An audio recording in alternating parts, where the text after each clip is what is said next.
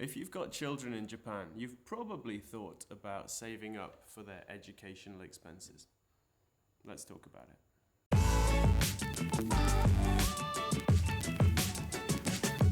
Now, depending on what kind of schools you have your children go to, your educational expenses could range from a couple of million all the way up to tens of millions of yen.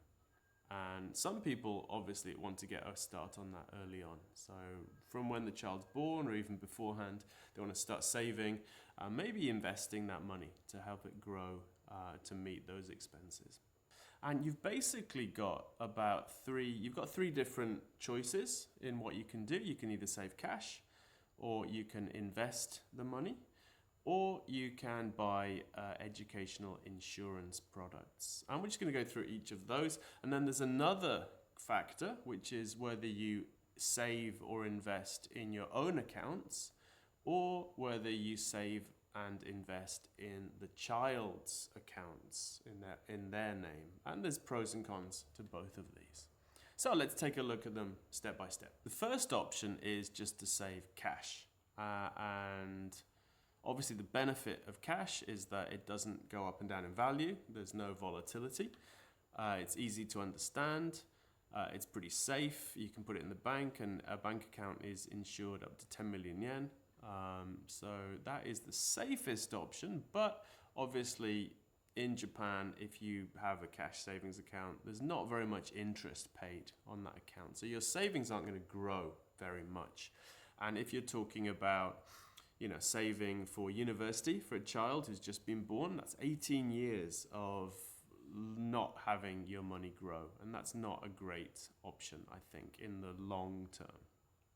In the short term, cash is probably a good idea. If you're saving for someone's university in 2 or 3 years' time, it might be a good idea to keep that in cash just to keep the principal safe there. Now, obviously, investing the money, especially if you have a decade or two to go until you're going to need it, is likely to give you a much bigger return. So if you invest in a diversified index fund, that's probably going to double every 10 years, more or less. So, whatever you invest this year, 20 years down the line, you could be looking at, 4 times return, obviously without taking inflation into account. But that's the potential that we're looking at here. So it seems like if you have, quite a few years to go, investing might be a good idea. If you've only got a couple of years to go, it might be a good idea to keep it in cash. Now, the third option is insurance type products. So that's where you buy, for example, educational insurance or gakuhi hoken kind of thing from an insurance company. And what happens is they make a product where they kind of invest your money and provide you with kind of basic life insurance on the parent. And because it's an insurance product, you do get a slight tax deduction on it, but it's not particularly significant. And then at the end of the policy, you'll generally get your money back with a very slight return. So I've seen policies where you get maybe a 5% return over 20 years. So, if you invested it yourself, you'd be likely to look at an average return of like 5 to 7% per year, rather than 5% for the entire 18-year period. So I think for most people, the insurance products are not the best option unless you're trying to diversify. So maybe you're investing a lot already, and this is just a kind of diversification. Or sometimes, if it's particularly if maybe the grandparents are paying for this, they might be more comfortable with an insurance product. My basic policy with other people giving me money is, it's their money. It's kind of up to them to decide what to do with it. And I think that's probably a good way to look at that to avoid kind of unnecessary strife on there. Now, the other thing is whether you should invest in your own name or in the child's name. And I think there's one thing that makes this extremely attractive at the moment, which is that Junior NISA accounts are still available this year. So in 2023, this is the last year you can open a Junior NISA account. And if you do that, you can open this for a child under 18, and you can invest up to 800,000 yen in that account.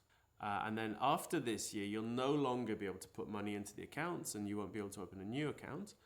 But existing accounts will remain tax-free until the child becomes 18. So if you've got a young child and you don't have a junior NISA account yet, opening one this year might be a very good idea if you can afford to put some money into it.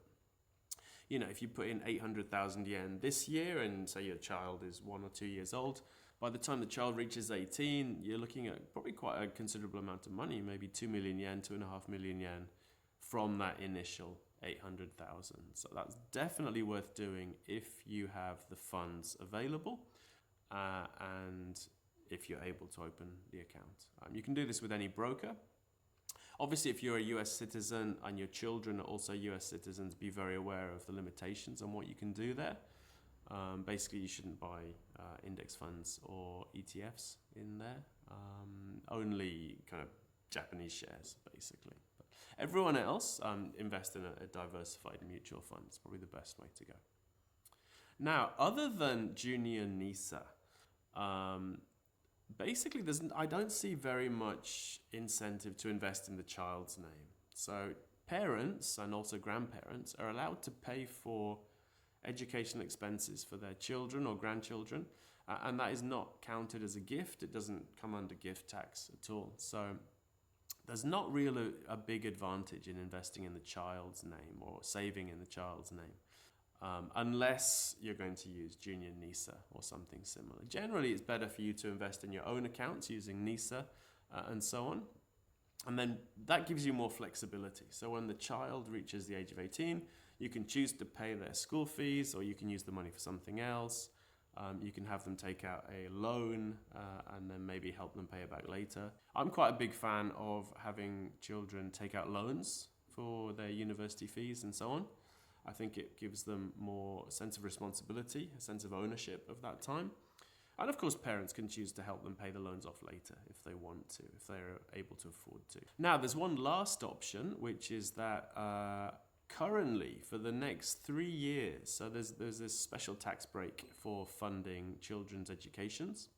So currently parents and grandparents can give a lump sum gift for the purpose of a child's education, so their child or grandchild, up to 15 million yen. So you can prepay this, and this money needs to go into a separate bank account, and it can be used to pay for school fees or after-school activities, sports, study abroad. It's basically quite a broad range of things you can do with it. And you need to keep receipts. It's a bit fiddly. It's kind of annoying. So why would you want to do that if you can already pay for school fees anyway? And I think there's a couple of reasons why you might want to consider this lump sum gift thing. One is to reduce inheritance tax. If you're fairly wealthy, your parents are wealthy, by making this 15 million yen one-off gift, you can reduce the size of your estate and reduce the kind of inheritance tax that might be due on it. We've got a link to all the details in the description, but this is an option that you should be aware of. You know, if you've got well-off parents that want to help with children's education, this is one way to kind of front-load that. There are some conditions. You know, it has to be used up by the child's 30th birthday, and you do need to spend it on education type stuff only. And if the person who gave the gift dies within 3 years, it kind of reverts to being part of their estate and is taxed with inheritance tax. But it's a good system if you are very well off and you want to give this money, and it's just a way of guaranteeing that the money is going to go to the child's education. So it's a big topic. People have lots of questions about it. If you have more specific questions, come to the RetireJapan forum and you can ask questions there and get feedback from people who have gone through the system and understand the different options.